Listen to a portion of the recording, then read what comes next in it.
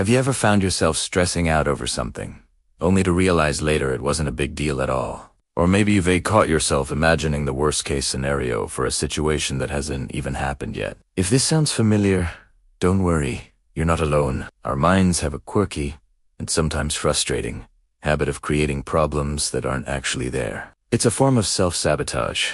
And today, we're going to dive deep into the psychology behind why we do this, and, more importantly, how we can stop. So, why does your brain, the very organ designed to help you survive and thrive, sometimes feel like your worst enemy? Let's break it down. First, let's talk about our brain's ancient wiring. Our brains evolved in a world full of real, immediate dangers. Think saber-toothed tigers and rival tribes. This led to the development of a powerful negativity bias. Our ancestors who were hyper-aware of potential threats were the ones who survived to pass on their genes. The one who assumed the rustle in the bushes was just the wind might not have been so lucky. This survival mechanism is still very much active in our modern brains. The problem is, today's dangers are more likely to be a tough conversation with your boss, a looming deadline, or an awkward social situation, not a predator. But our brain still reacts with that same high-alert fight-or-flight response, blowing these modern stressors way out of proportion. It's like using a sledgehammer to crack a nut. Another huge factor is something psychologists call the upper limit problem. This idea, popularized by author Gay Hendricks, suggests that we all have a kind of internal thermostat for how much happiness, success, and love we're comfortable with. When we exceed that limit, when things are going asterisk to asterisk, well, our subconscious mind gets nervous. It thinks, this is too good to be true. Something must be wrong. So, what does it do? It manufactures a problem. It picks a fight with a loved one, worries incessantly about a minor health issue, or starts doubting our own abilities right before a big breakthrough. This self-sabotage brings us back down to a familiar, more comfortable level of happiness. It's a way our mind tries to protect us from potential disappointment, but in doing so, it caps our own joy and potential. Then there's the seductive comfort of the familiar. Even if our current situation isn't great, it's known. The unknown, even if it holds the promise of something better, is scary. Our brain often prefers the devil, you know. So, if you're thinking about changing careers, starting a new relationship, or moving to a new city, your mind might start creating a whole list of fake problems to keep you right where you are. What if I fail? What if people judge me? What if I'm not good enough?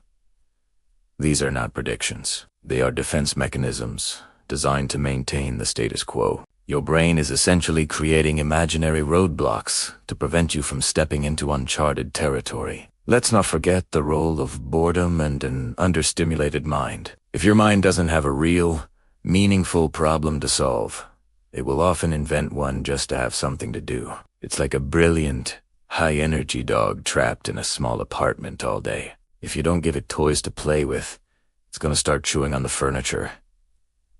Our minds need engagement. They crave puzzles and challenges. When our daily lives become too routine or lack purpose, the mind starts to turn inward, analyzing every little detail, every past mistake, every potential future mishap. This is when a simple comment from a friend gets blown up into a major social slight, or a minor mistake at work becomes a catastrophe in our heads. So, we've identified the culprits, ancient survival instincts, the upper limit problem, fear of the unknown, and plain old boredom. It feels like we're wired to self-sabotage. But the good news is, we are not our thoughts. We can learn to manage this tendency.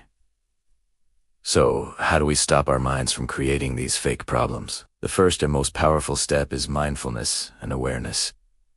You can't fix a problem you don't know you have. Start paying attention to your thoughts, without judgment. When you feel that familiar wave of anxiety or worry, pause and ask yourself, is this problem real? Or is my mind just creating a story? Try to separate the objective facts from your emotional interpretation. For example, the fact is, my boss sent me an email that just said we need to talk. The story your mind creates is, I'm getting fired. I did something terrible. My career is over. By simply recognizing the story asterisk as a story asterisk, you can begin to strip it of its power. Next, challenge your negative thoughts directly. This is a core technique of cognitive behavioral therapy, or CBT.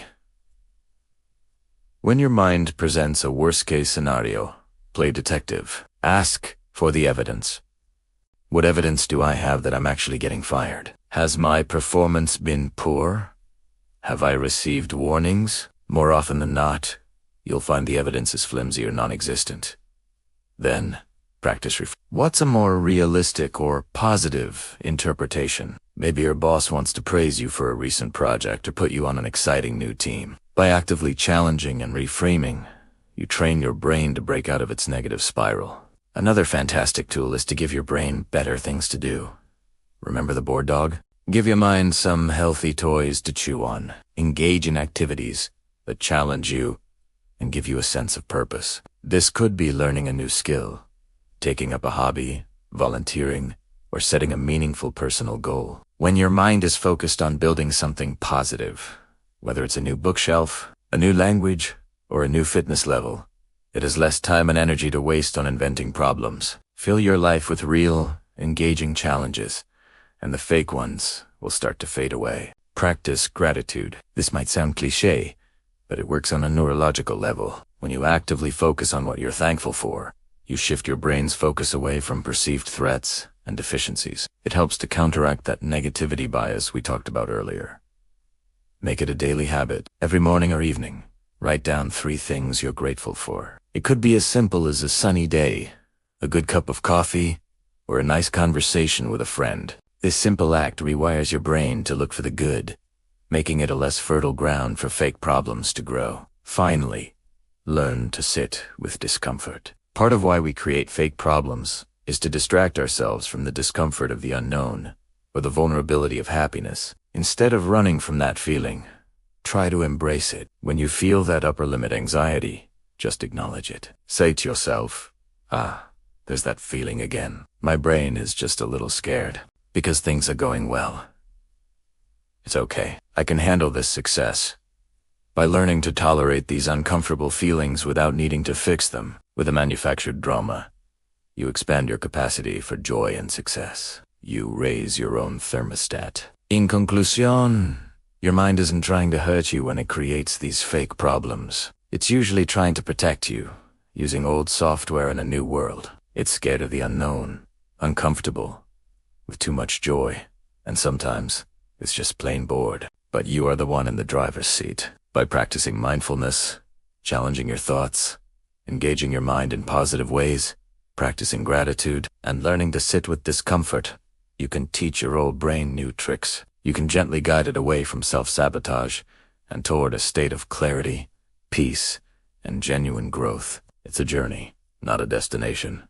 But every time you catch your mind in the act and choose a different response, you're taking back control. Thank you so much for watching. If this resonated with you, let me know in the comments which of these points you found most helpful. And don't forget to like this video and subscribe for more content on psychology and self-improvement. See you in the next one.